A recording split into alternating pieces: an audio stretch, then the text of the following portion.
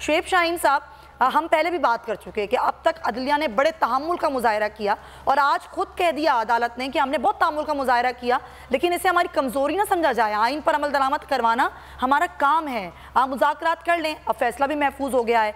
आपको क्या लगता है अब क्या होने जा रहा है? इस हटदर्मी का नतीजा जो हुकूमत दिखा रही है क्या निकलेगा? देखें, आपने बड़ी तफसील के साथ बता दिया।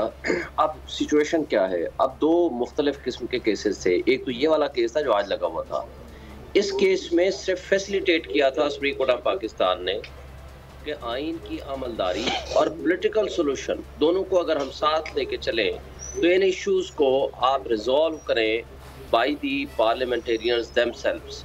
और अगर वो आकर के कोई राइटिंग में किसी नतीजे पे पहुंच जाते हैं और वो कानून और आइन के दायरे में आकर के लिख के देते हैं तो सुप्रीम कोर्ट उस पर सोच सकती है, वो इनको अकोमोडेट करने के लिए तैयार थी। लेकिन इन्होंने क्या किया, जब सुप्रीम कोर्ट ने इनको अकोमोडेट करने के लिए बोला तो इन लोगों ने मौलाना फजल रहमान की तकरीर उठा लें, जिस अंदाज गुफ्तगू से उन्होंने तौहीन की सुप्रीम कोर्ट ऑफ पाकिस्तान की, आप इनकी ख्वाजा आसिफ की स्टेटमेंट उठा लें और बाकी बहुत सारे लोगों की। इन लोगों ने सुप्रीम कोर्ट को उसकी कमज़ोरी समझ लिया।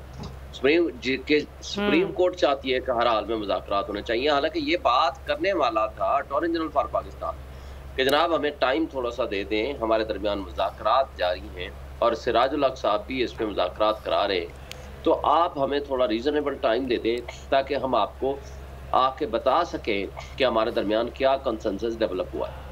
अब हम आगे जाते हैं। सुप्रीम कोर्ट ने टाइम एंड अगेन इनको दिया मौका और आज इस नतीजे पे पहुंच गए कि मुज़ाकरात नाकाम हो गए और सुप्रीम कोर्ट ने आज अपनी इंटेंशन वाजे कर दी। अब इस केस के अंदर तो बज़ाहिर ये लगता है कि इस केस को डिस्पोज ऑफ कर देंगे बाई गिविंग द रीजंस कि जनाब हमने तो ये फैसिलिटेट किया था, जो भी फैसला हो सकता था इन दी बेस्ट नेशनल इंटरेस्ट वो हमने इनको फैसिलिटेट किया, बट पार्लियामेंटेरियंस इसको रिजॉल्व नहीं कर सके। अब जो बाकी केसेस हैं, जो 14 मई का इलेक्शंस का ऑर्डर है जो कि 4/4 को ऑर्डर हुआ था, दैट इज स्टिल इंटैक्ट। अब उसके अंदर इम्तिहान है सुप्रीम कोर्ट के लिए। 3 ऑप्शंस हैं। एक ऑप्शन तो यह है कि सुप्रीम कोर्ट कह दे कि जनाब हमने तो आइन की अमलदारी के लिए फैसला दे दिया, रियासत नहीं मानती, रियासी इदारे नहीं मानते, तो हम तो खामोश बैठ गए। ये मुमकिन नहीं है, इसलिए कि पाकिस्तान की सुप्रीम कोर्ट के ऊपर और अदलिया के ऊपर ये वाहिद वो फोरम है जिसके ऊपर पाकिस्तान के 22 करोड़ आवाम का ट्रस्ट है और ये उम्मीद की निगाह है, क्योंकि हमारी मिलिट्री एस्टेब्लिशमेंट डिस्क्रेडिट होगी और इसी तरह तमाम इदारे डिस्क्रेडिट हो गए, इंक्लूडिंग पार्लियामान, जो उन्होंने हरकतें की हैं पिछले कुछ महीनों से। अगर आपको वीडियो पसंद आई है तो लाइक पर क्लिक करें। हवाए नफ्स की है हुक्मरानी, लुटेरा कर रहा है पासबानी। बोल न्यूज के मार्केटिंग हेड आकाश राम ताहा लापता, तफ्तीशी इदारे जवाब देने से कासिर, अहले खाना परेशान, बेटे की जुदाई में माँ गम से निढाल। जो बच्चों हिंदू पर आए थे जो को पाकिस्तानी, मुझे मेहरबानी करे पंहिंजो आकाश वापस कयो।